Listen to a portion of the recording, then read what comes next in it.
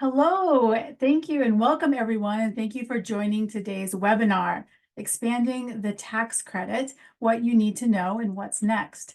My name is Elizabeth Barajas-Roman and I'm the President and CEO of the Women's Funding Network.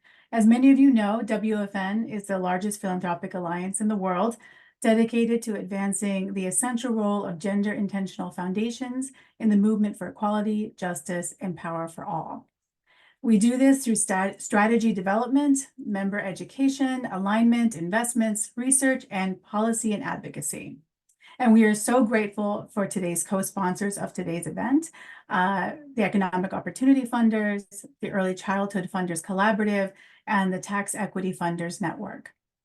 And we welcome, welcome to our webinar and the critical importance of restoring and making permanent the child tax credits, which are a powerful tool for advancing gender justice. As many of you know, the American Rescue Plan made historic expansions to the child tax credit, and the results were really profound. I know many of you have seen this firsthand, that over 60 million children received the expanded child tax credit, and the expansion cut child poverty nearly in half to a record low of 5.2%, while Black, Hispanic, Asian, Native American children all saw record lows in childhood poverty. However, these expansions ended in December 2021, and women and families have had a hard time meeting their expenses as poverty rates have spiked. The expiration of the CTC was one of the main factors of driving the dramatic increase in poverty in 2022. And the gendered impact of the CTC includes issues that are important for women's economic empowerment and mobility. The enhanced CTC payments provided financial relief that can and did enable women to pursue education, career opportunities, entrepreneurial ventures, contributing to the long-term economic empowerment and independence of their communities.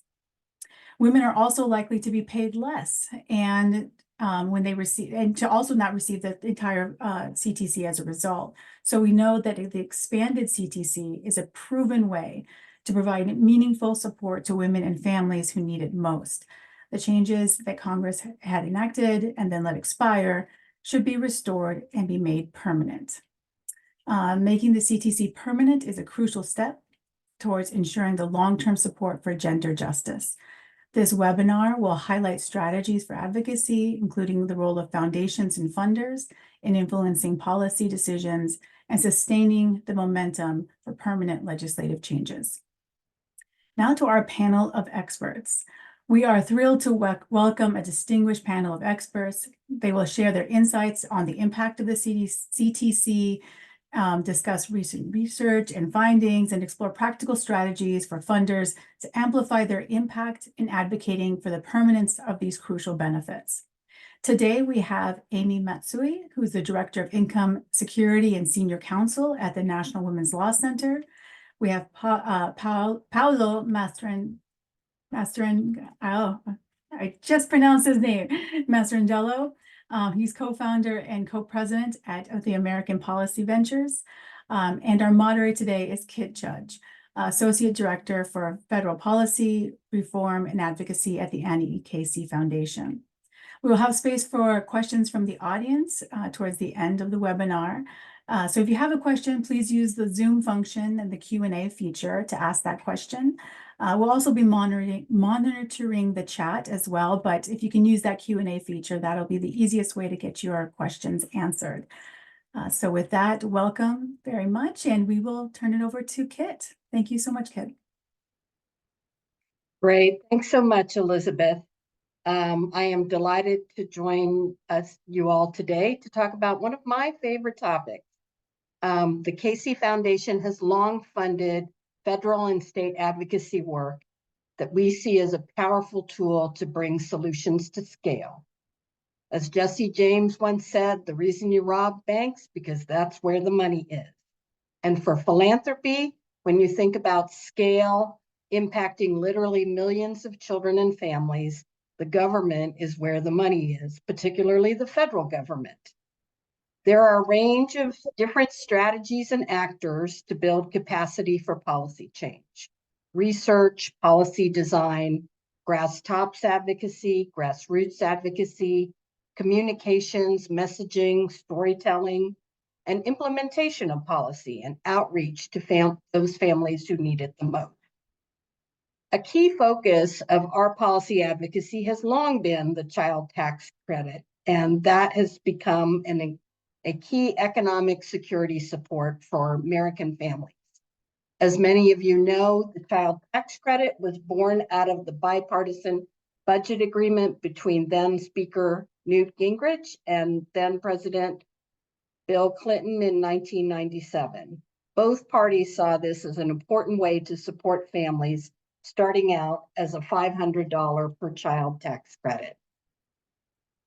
Over the decades, the foundation has worked alongside other foundations and partners like Amy and Paolo to make the credit larger and more available to low-income families. The 2021 American Rescue Plan made the most significant changes to the child tax credit, raising the amount of the tax credit to $3,000 per year for children over 6 and $3,600 a year for children under 6, making the payments monthly and making it fully refundable to low-income families. With this historic opportunity, we supported advocacy and outreach and led a collaborative of over 30 foundations to coordinate investments around the child tax credit. This included the Rockefeller Foundation, the David and Louise Packard Foundation, Schusterman Family Foundation, Robert Wood Johnson, and the W.K. Kellogg Foundation. Many funders who had not previously worked on the child tax credit came into this policy work understanding the truly historic nature of the opportunity. This included bringing together community foundations that were fostering innovative efforts to reach families on the ground, and local funders like the Shaw Foundation in Massachusetts, for example. It truly was an all-in funder engagement. The collaborative deployed more than $40 million to the field to support effective outreach and implementation, advocacy for extending the American Rescue Plan expansion, and research to better understand the CTC's impact and making the case for extending it. Casey grant making fell into three categories. Rapid research that could be used by partners in real time to inform outreach strategies and support advocacy efforts. Advocacy for extending the expansion of the CTC, including a communications hub that provided messaging, guidance, and media engagement for the field, and on-the-ground family outreach efforts to ensure that the most economically vulnerable families received the child tax credit, including a communications hub that provided toolkits and messaging guidance for the field in 8 different languages. Some core investments of the collaborative had included Code for America for the development of an online portal to be able to claim the child tax credit, Unidos US for outreach to Latino families, and Moms Rising for advocacy from parents on making the child tax credit permanent. As Elizabeth mentioned, with that, child poverty really reached a historic low, with particularly strong reductions in poverty among children of color and children in the South. But as you will hear, these expansions expired, and while we still have a robust CTC, we have more to do. So now we get to hear from our amazing experts, Amy Matsui of the National Women's Law Center and Paolo Mastrangelo of American Policy Ventures. So let me point to you, Amy. Can you introduce yourself and tell us a little bit about the National Women's Law Center? Thank you so much, Kit. I just want to start by saying, it has been a tremendous kind of honor and a kind of a milestone in my career to have had this opportunity to work on the expansion of the CTC during the American Rescue Plan Act. It really does represent the culmination of decades of work, of research. And, often think about the fact that sometimes working in coalition, one could get the impression that there's no one group that kind of put things over the edge, but that's because every single organization played a specific role, stayed true to itself, and really was critically important in getting this incredibly important benefit expansion across the finish line, but then in the hands of the families who needed it most. And none of this could have been done without the help of philanthropy. So I would be really remiss if I didn't say that to kick that off. So with that, so I'm Amy Matsui. I'm the Director of Income Security at the National Women's Law Center. The Law Center is a nonprofit, nonpartisan organization located in Washington, D.C. And we advocate for gender justice using the law in all of its forms, with a particular emphasis on women of color, women with low and moderate incomes, and women facing multiple forms of discrimination. We work on healthcare, we work on education policy, on workplace related issues, and I work in particular on economic policy. So as the Director of Income Security, my work is focused on making sure that women and families have what they need to provide themselves with the basics, to save for the future, access opportunity, and live with economic dignity. I use she, her pronouns, and I have been at the National Women's Law Center for going on 22 years. Great. Well, we are so grateful to have you and your experience to guide us through this discussion. So give us some background on the child tax credit and why it is such a key issue. I'm happy to. So, at the National Women's Law Center, we've worked on tax policy as a priority, as a gender justice priority for over 50 years. And of the tax policies we work on, the child tax credit is really kind of one that rises to the top. It is really a prime example of the power that we see when the tax code works for women's lives and it meets their needs. So the child tax credit, as you have mentioned and has been raised already, is a key economic support for families with children, along with other refundable tax credits like the Earned Income Tax Credit. Because women are disproportionately, make up a disproportionate share of families where there's one parent, so women who are supporting families on their own outnumber men who are supporting families without another parent in the household. This is one of the key reasons that it's an economic support that is so important for women and families. You noted kind of the size of the refund, which is available per child for the child tax credit. It's designed to provide children under the age of 17 with under current law, and this current law reflects the law that was in place before the expansions for the Rescue Plan Act. The child tax credit is worth up to $2,000 per child. And of that amount, it is refundable up to $1,700 in 2024 per child. And then finally, just to kind of note that there is long-standing research, as Kit mentioned, the child tax credit has changed over time. It has gotten larger. The amount of refundability has changed. But the research has been really consistent over time for the past 20 to 30 years that there are long-standing and long-lasting impacts where there are benefits to children's health, to their well-being, to their development, to their future employment, and also the health of mothers in particular. So this is especially true for our youngest children and children of color. And that's one of the reasons that the child tax credit is really a key economic support. So Amy, you've explained how this is important to children and families. Can you explain why CTC is specifically a women's economic issue?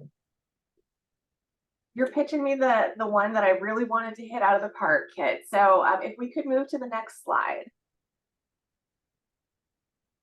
Thank you.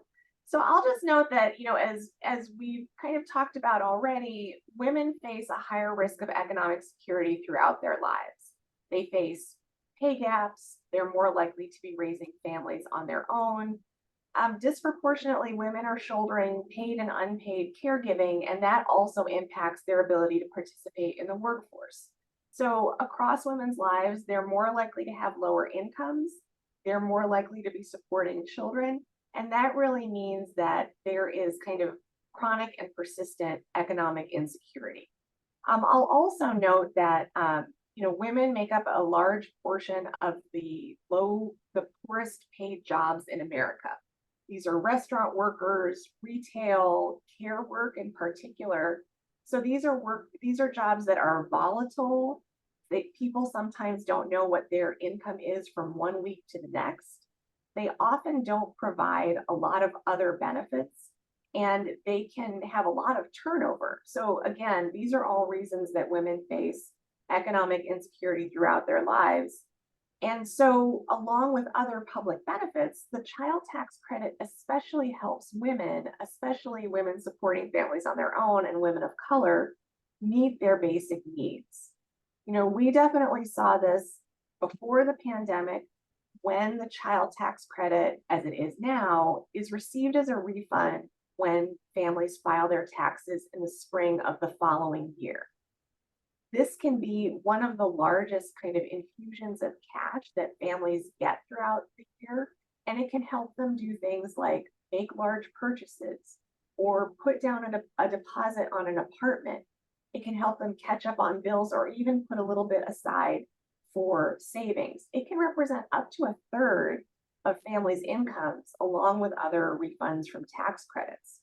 But what we saw during the pandemic, in part through the research that Casey and others funders supported, was really in real time, live kind of ongoing research showing how families used the advanced child tax credits that showed up in their bank accounts every month.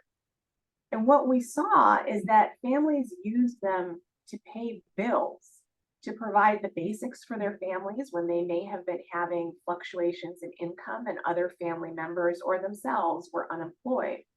In particular, we heard from families that they use the advanced child tax credit payments to pay for things like childcare and transportation so they could go to work.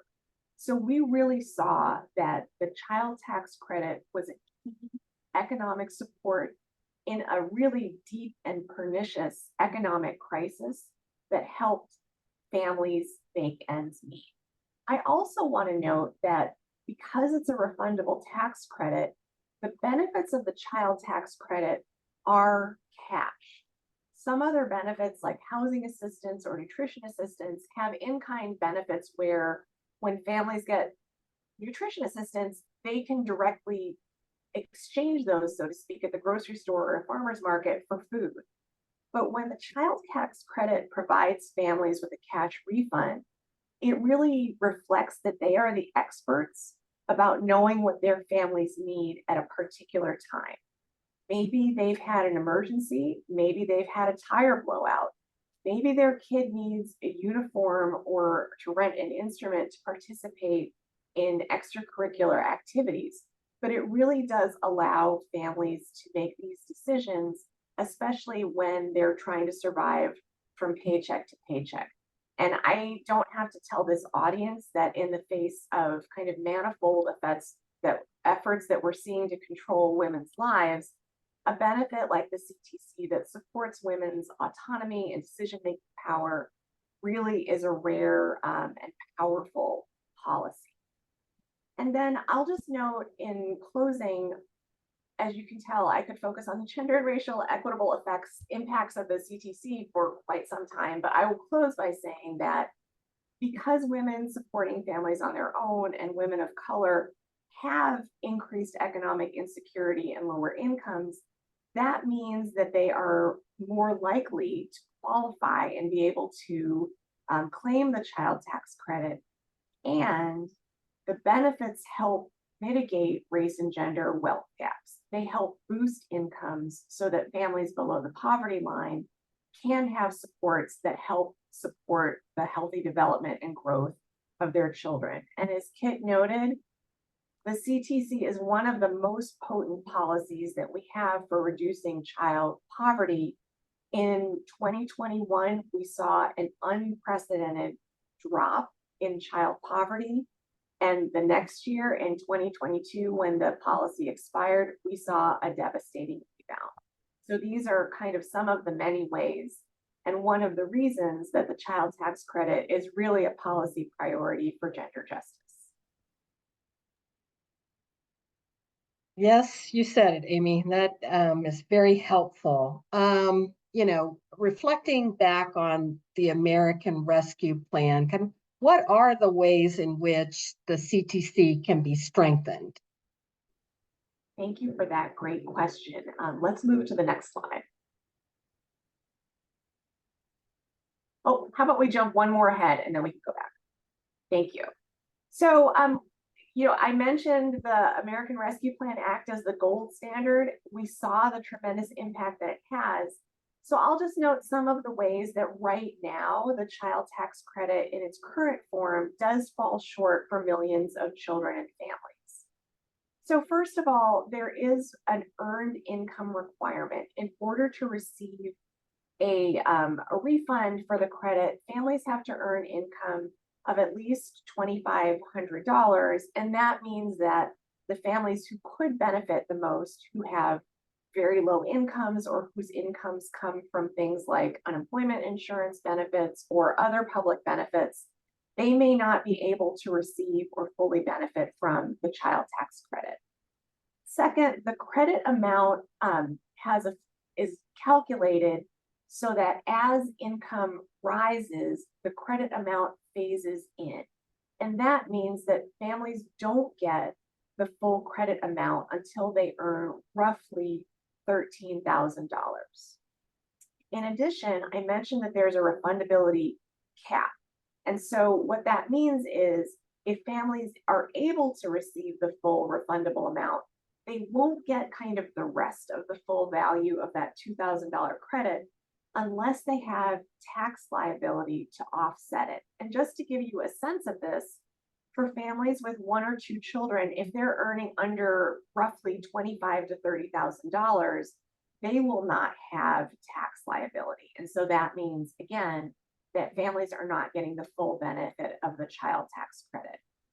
Finally, as a result of a change in 2017, children who do not have social security numbers, even if their parents do, cannot be claimed for the child tax credit. And that means that children who are kind of what we call dreamers can't claim the credit. And, for these families where, families where the adults in the family have social security numbers, if they're working there paying into the tax system, they may not be eligible for other benefits. And if they have super low incomes, they could definitely use the child tax credit, as so many families can. But if the children do not have social security numbers and instead have individual tax identification numbers, the mellifluous acronym ITINs, they will not be able to receive the benefits of the child tax credit. So many of these elements were kind of ameliorated under the American Rescue Plan Act, except for the last provision. And so these are all ways that the CTC could be improved so that it really is including the families who need it most, the children, especially children of color, who could most benefit from credit. And those are some of the improvements that we're hoping to see on a permanent basis. Great. Amy, I'm going to flip things a little bit. I'm going to ask you, why is now such an important time for us to be talking about the CTC? Thanks, Kit. And we can jump to the last slide. So as we mentioned earlier in the presentation, right now, we've been advocating hard to restore the American Rescue Plan improvements for the past 2 years. And we don't have that on the table right now, but what we do have is a bipartisan compromise that, when it's fully in effect, would benefit 16 million children. And so this is a really critical moment to try and get this piece of legislation, which was overwhelmingly passed by the House of Representatives in January and is kind of making the rounds in the Senate right now, it is really a critical time to help families who are fighting stagnant wages, fighting increased costs, and could see the benefits in this year's tax return. It's a really crucial time, and it really does lay the groundwork for a conversation in 2025 where the Congress is going to be focused on taxes, where we have an additional opportunity to make long-standing, far-reaching improvements to the child tax credit. And Amy, can you say just a little bit more about the status of the current bill and kind of how you guys are working on that right now? So we've been working really hard in kind of these robust and motivated coalitions because it really is the best chance for families to benefit from an expanded child tax credit this year and next year when they have their taxes. We are strategizing, communicating, sending messages to our network. The Law Center has been paying for patch-through calls. We worked to help pull together a sign-on letter just last week. I'm going to drop the link in the chat that got over 80 different organizations to sign on. And our hope is really just to get this piece of legislation over the finish line before Congress goes out on its August break. So we've been really kind of beating the bushes and thinking of every way that we can to speak up about how this piece of legislation would make a real and tangible difference in families' lives, and that women and families are in strong support.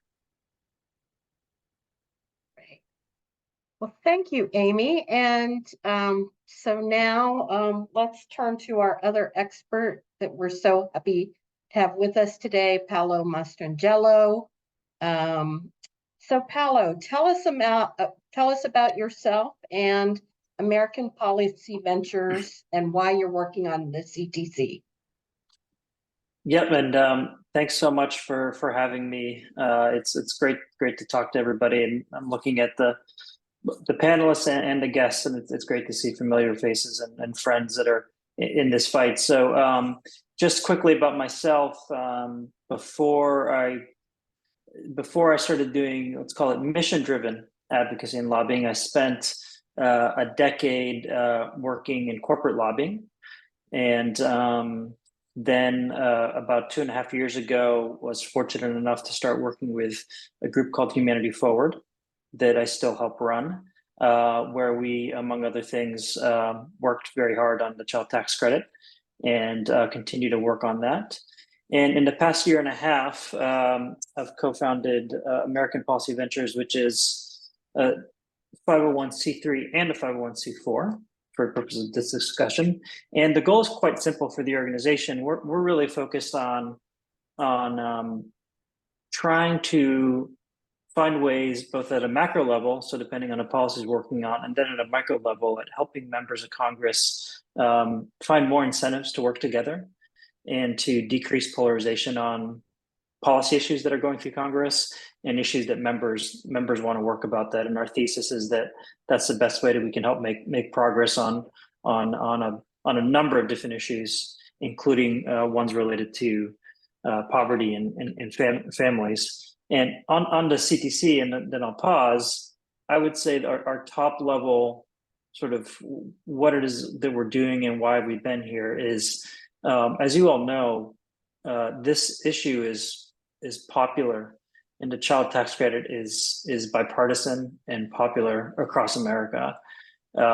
So at a really basic level, a lot of the work that we do is centered around this goal of just amplifying why it's bipartisan, why families care about it, and then helping the surrogates and supporters of the CTC to get their word out, to give them cover if they're sticking their necks out, and then to amplify what their position is. But I can get into more of that. You'll hear that as a theme of mine across these different issues.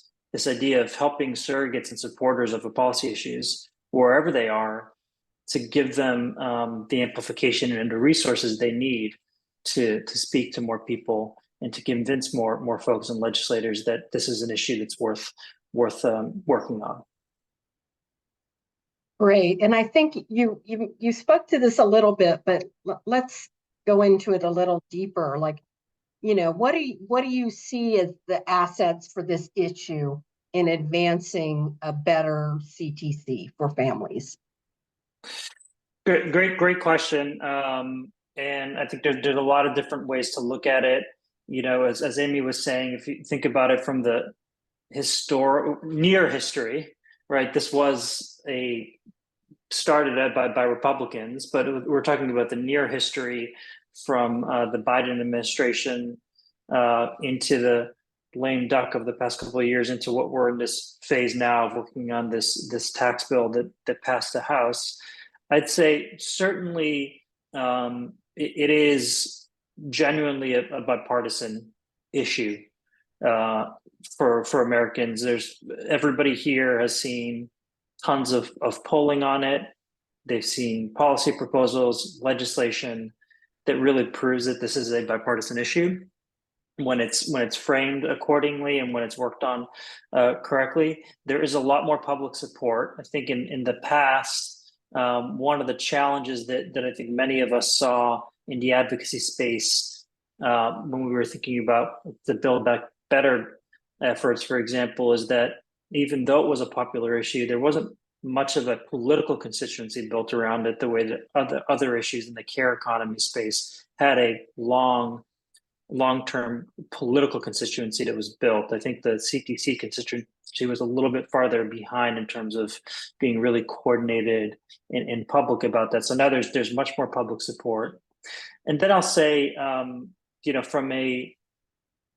a just where is it in the policy sphere for the average member of Congress and perhaps the average Republican member of Congress is they care about families, and this is seen as a family issue now, not just a poverty issue, not just a tax issue. It's seen as something that helps all families, and we're seeing that become a much more bipartisan priority. This concept of working on bills that impact families. So I think that's definitely a lot of assets for us going into that have led us to the current place that we are. What Amy was saying, this tax bill that Senator Wyden and Congressman Smith worked out from Ways and Means and Senate Finance is a huge reflection of the assets that we've all developed over the past couple of years. Yes, and yet the bill remains a little bit stuck right now. So can you talk a little bit about what the barriers are to expanding the CTC, and how are you and others partnering to approach those challenges to heighten the chance for success? Yep. So I think all the things I brought up before, bipartisanship, public support, and then just what is the policy, how we're thinking about this, I would say those are assets that need to be improved upon. So because the recent framing of the CTC has been done primarily through the lens of democratic priorities, and it being a center-left or left priority. And then I think folks have worked for the past couple of years to remind Congress and folks that this is bipartisan. I think there's still some of that bipartisan building that needs to happen. And I think this bill going through Congress is a good example. It is still, for better or for worse, sometimes seen as a risk for some GOP members to support this bill. And I think more needs to be done to let Republicans in particular know that the CTC is a political winner. It's not something that's creating political risk. So that's definitely a barrier. And then I think just we can go into some of the policy challenges that Kit as well, but just continuing to extend the sort of public education, right, that has been happening by many different advocates and organizations, polling, grass tops, constituency building, really true surrogate development of that needs to just continue to happen. It's still a barrier because we just need to do more of it. So I think that's something we're working on. And then just two other broad sort of strategic goals that I think, and this can be done through a combination of C3 and C4 resources for funders that are on this call. One is just to continue, I think, turning the effort that we're in now, even if this current bill passes this year. But if it doesn't, I think regardless, going into the next year, we want to continue to help architect a genuine multi-year bipartisan advocacy strategy and messaging that involves both progressive, moderate, and center-right voices and messaging on this. And then on the more direct Congress side, I think we need to do more to help create some structured bipartisan working groups of members that are willing to talk to each other. Smith and Wyden was a good example, but that's not proven to be enough, right, of getting members to be open about doing working groups or ad hoc caucuses, et cetera, to just figure out how to talk about some of these issues. And I think folks of us on this call can help do that as well. Great. That's really helpful on the strategic level to think through that.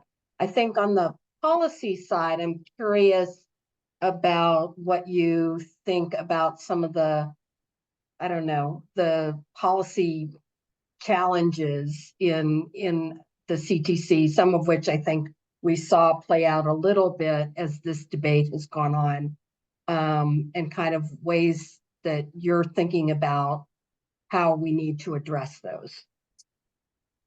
Yeah, it's a good question. I think there is a lot of discussion and deliberation, not only between the two parties, but in an intra-party level about the CTC, especially on the Republican side, and this concept of who should be getting more of the CTC. Should it be going to the lowest earners, those without incomes? The refundability level is certainly a sticking point. The mixed status families, as Amy was saying, is becoming a real challenge and something to continue to educate members of Congress on. So those I see as two main issues, sort of when we're thinking about how low can we go on the income scale to make sure that we're focusing that. And then the rest of it, I would consider not to dismiss the different challenges of it, but I would say in some ways what the Wyden and Smith bill has shown is that there is an element to which this is a math challenge once you get into a bipartisan discussion about how much money is going to be for the credit and how can they change some dials around once they've gotten through the main sticking points, which would be sort of the refundability, what income level families are really going to get the most of this, any other barriers like the mixed status stuff. Once you get past that, I think it's more of a dials. So and then a broader barrier, which is I think something that's slightly less in the control of us, is the size of the spending on this, right? And in what context are we talking about doing this bill? Is it next year's or the 2025 tax bill potentially, or are we talking about a one-off thing? That's definitely a huge limiting factor on what's shaping the actual policy negotiations. So I'm going to ask you the question I asked Amy. Why is now such a pivotal time for us to be talking about the CTC? Fantastic question. For a couple of reasons. One is we have a really impressive, from a political sense, product of this current tax bill that's in Congress. That is something that needs to be protected, even if it doesn't pass. I'll just say that I'm an optimist. I think there's opportunity for this to pass and negotiation to happen. But the reality is, even if it doesn't, I think this is a real pivotal moment in a bipartisan sense for outside advocates to lean into this negotiation, not just agreeing necessarily with all the details of the bill, but really take stock of where this has gotten, this bill, and make sure that we're highlighting the right voices that have helped support this bill into the future. The second thing, I think the biggest reason is we're entering the TCJA debate. It is here. You know, a lot of us here thought we might have longer to plan for this, but it has come. It is upon us. It will be a 2025 fight Hey, for the Paolo, for expert. the non-tax nerds, can you tell them what TCJA is, please? Yes, these were the Trump tax cuts bill. So this was a massive bill that what was went during the Trump administration in a partisan way, and it included. It was the first time in a while that Republicans beefed up the CTC to the status quo level that it's at now, but it also was a massive reshaping of the tax code, including everything from personal income and business income rates. There's a lot in there. All the R&D tax credits that we've been discussing now. So they're all coming due for a reauthorization and a new debate. And what is so interesting about this debate, we will very, very, very likely be in divided government in 2025. So that means that it's not going to be a reconciliation bill that one party does, which means, in a practical sense, for the advocates here, it means that there's going to be a lot of different negotiations going on all sorts of different parts of this bill. Some of them involve family priorities, the CTC, EITC, and other, obviously the tax rates in general. Some of them will not; they'll be on the corporate side. But we have it in our mind, and the way that I've framed this is it's a lot of different negotiations that might get wrapped up into bills, and the policy deliberation and design is starting now. The House Ways and Means Committee on the Republican side has announced tax teams that many of you might have seen, which they've broken down the Ways and Means Committee Republicans into different teams to work on different issues that are in the TCJA bill, including family issues. So obviously the CTC, and that's happening in real time. And it just, those of you that have gone through massive bills before, it's just not that much time. So we're seeing a lot of they're not even the early stages, now we're in the discussions about where the two parties want to go in this bill, where they want to put their focus from a macro perspective. How are they going to balance working families without income? How are they going to balance all these things together? And the CTC will be a huge portion of it, regardless of what happens with this bill. So the more that we can start to do now to figure out resources, messaging, new voices, right, that will be in better shape to have an impact on these negotiations. So it's a really important time to make sure that funders and advocates have a sense of the history of the CTC, its political saliency, and where different types of members of Congress sit on it, because this will not be just one party's vision versus another party's vision. This will be a very complicated debate just on the CTC side, with lots of different opinions within the parties, between the parties. So I could drone on, but yeah, it's a very important time to be focused on this. All right.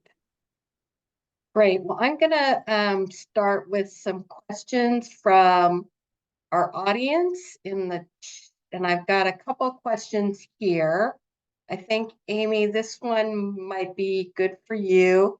Can you share who in Congress, the House and the Senate, are the strongest advocates for the expanded CTC?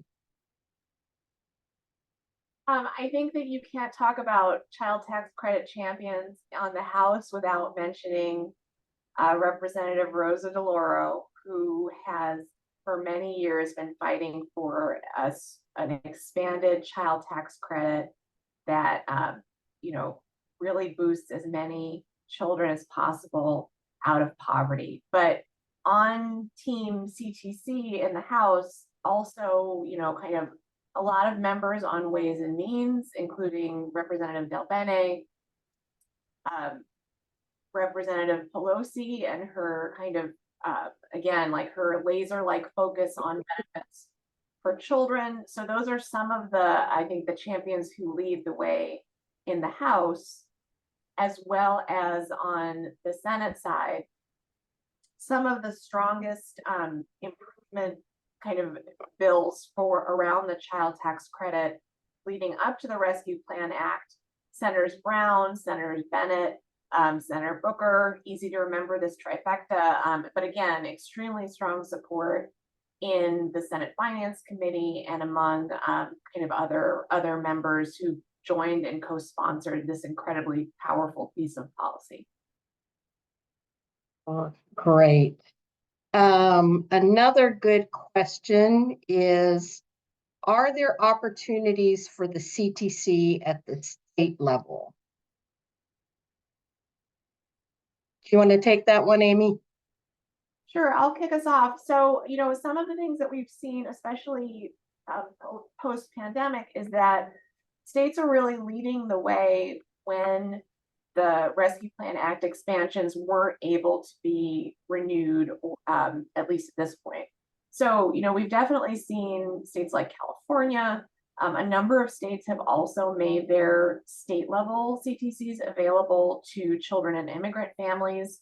So there really are efforts. Again, these are every state's tax code is a little bit different. Every advocacy community pushing and making decisions about whether the tax credit and the CTC is their priority for economic benefits, whether it's for children or families or workers. But there are really robust efforts happening on the state level to use the federal as a template, a jumping off point. Some of the provisions that were in the Rescue Plan Act or pre-2017 to both create their own and also to make those state level CTCs as robust as possible. Well, and I'll just add, Amy, that I think that intersection of the federal and state is really important. So as we think about the improvements that are going on in the states, thinking about the lawmakers, the federal lawmakers in those states and what they're doing in Congress on this issue. So Paolo, I have a question for you. If there were a vote today on the tax bill, how many Republicans do you think would vote yes? Seems like an unfair question, whoever asked it. I think there is, I would say that it, just generally, I think it would have if a vote goes to the floor in the Senate, I think that generally means that there's a good chance of passing it. I think that both leaders won't want to put this on the floor if they haven't heard from enough and have a decent sense of where it is. That said, I think that I don't want to bore this conversation with a process discussion about filibusters and cloture. But I would say, assuming that we're not worried about that and we're just worried about on the merits, this comes to the floor, I could see upwards of 12 to 15 Republicans, I would say, that would vote for this on the merits of the bill. Right. For deeply red state advocates, what has been the best selling point to conservatives for an expanded CTC in your experience? Great question. Paolo, I think that one's for you. Yeah, in some ways, not too shockingly, it's the same selling points that any family has over their experience of it. I think it's what is more important is framing the questions correctly. So for in these redder states, and so that they can, that they're seeing the question not in a way that might be loaded towards them, thinking that they're answering something about a just a Democratic priority. There has been a lot of, and we can follow up with some of these links, there has been quite a bit of conservative polling in red states about the CTC. A lot of it, was going around during the development of the Wyden-Smith bill to various offices to get them to understand not only that their families in these states like the CTC, but more importantly, to help them understand how to message this. And to the question, I think a lot of it is helping with inflationary pressures that they're feeling on household and family items. And I think a lot of it is flexibility as well to be able to use it. This concept that unlike a lot of other subsidies or government programs, this is not specific in how you're supposed to use it. So I think that can benefit all families. But I think those, were the two ones that really jumped out. And I think there's a broader messaging thread of just deeper red states, this going into how this helps families generally. So it's a good question. We can send some follow-up. Yeah, I think this issue of choice and being able to use the money as you see fit, I think is an important aspect to that messaging. So one of the advocates have said, we've met with a few Republican offices who seem to understand the importance of a robust expansion, even beyond what's in Wyden-Smith. How can we use those offices to bring along and build other Republican champions?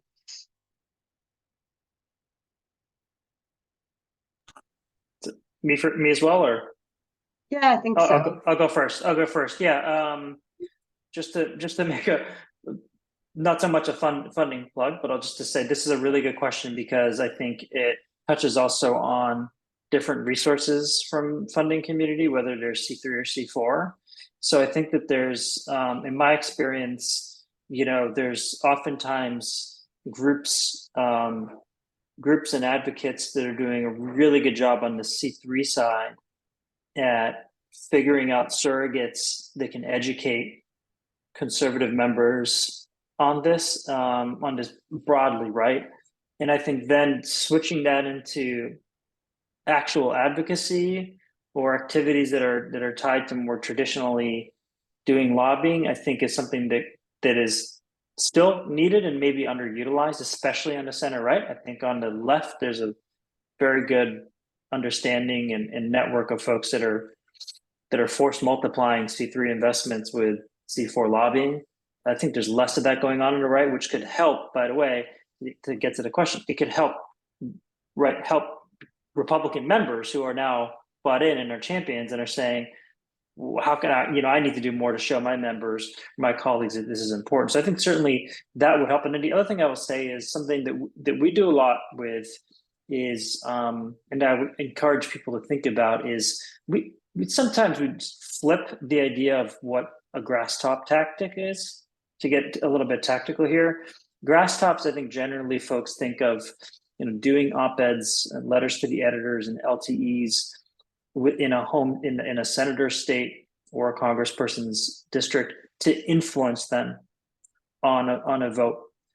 What you might also want to consider is once you have a champion or somebody who has bought into getting the importance, maybe flipping it into using grass tops to actually amplify their own position on it and give them some sort of ground cover. So I think oftentimes what happens because of resources, quite frankly, is, we spend time doing grass tops to influence a member and then we sort of leave the state.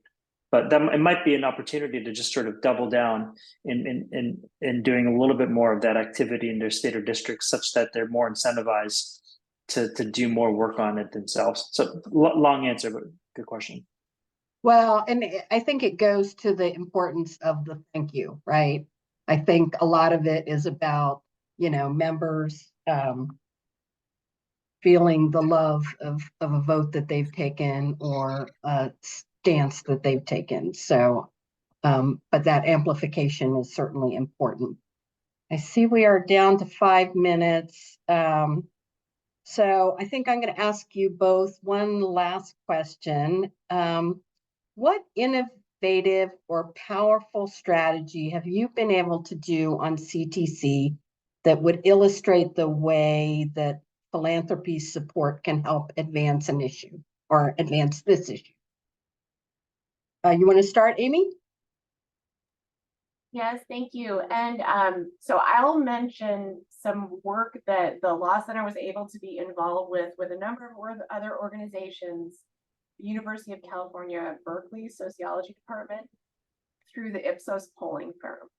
And on 3 separate occasions, starting around the time that the first advanced CTC payment was sent out in July, following up with families later in that same year, and then once again talking to them after the payments ended, we were able to kind of get a sense from families who were receiving the credits about asking them to tell us in their own words what the credit did for their families.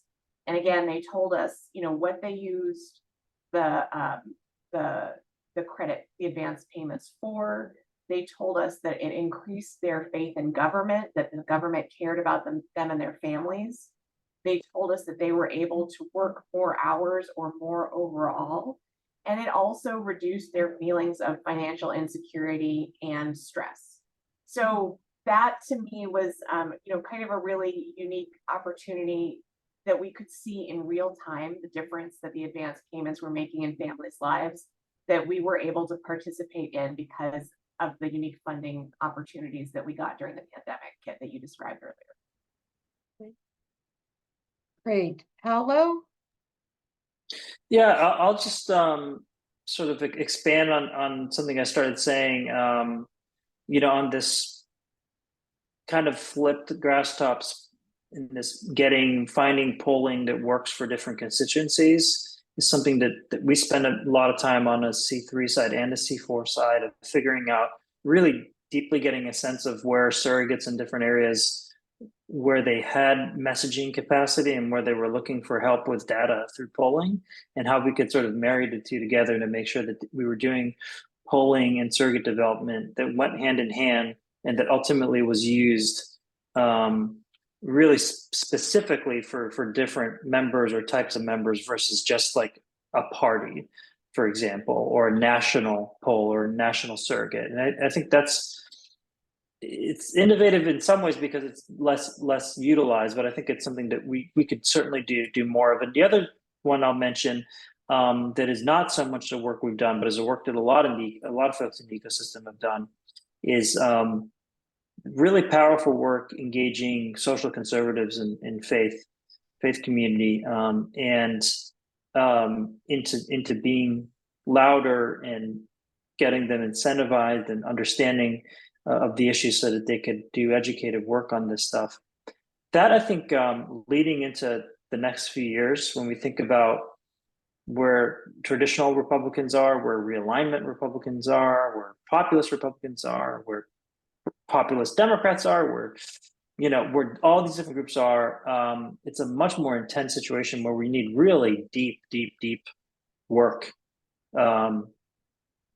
thinking through surrogates on these issues and educating them.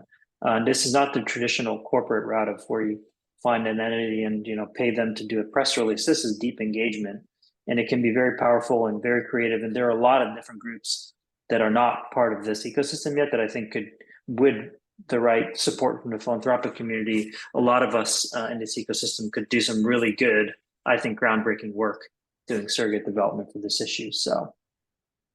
Great. I see we have a couple additional questions, but unfortunately, I think we have exceeded our time. So I want to thank Paolo and Amy. And I just want to say for funders on the phone, we have a group of funders that get together once every couple months to talk about policy updates and CTC policy and philanthropic strategy. We know CTC leverages $122 billion for 46 million families every year, and 14 states have their own CTC. So I think if we can work together and grow the investment we can ensure it can get to more families who need it the most. You don't have to be a tax expert. You don't have to have millions of dollars to have an impact. But working in partnership, the philanthropic community has an opportunity to do something really powerful to ensure we grow the largest tax break to American families. So if you'd like to join those calls, please reach out to me and I will put you on the list, and I will turn it back over to Elizabeth. Thank you so much, Kit, Amy, and Paolo, for sharing all your expert knowledge and tips and advice and just inspiration for what to do next. You know, I think the call to action is very clear that our role as foundations, funders, donors are just really pivotal in this endeavor. By leveraging our resources, our influence, and networks, we can help ensure long-standing, far-reaching improvements to our social safety net that continues to drive progress towards gender justice and economic equality for all families. So thank you so much for joining us, and thank you to our webinar co-sponsors, the Economic Opportunity Funders, the Early Childhood Funders Collaborative, and the Tax Equity Funders Network. Thank you all so much for joining us, and we look forward to working with you soon. Thank you.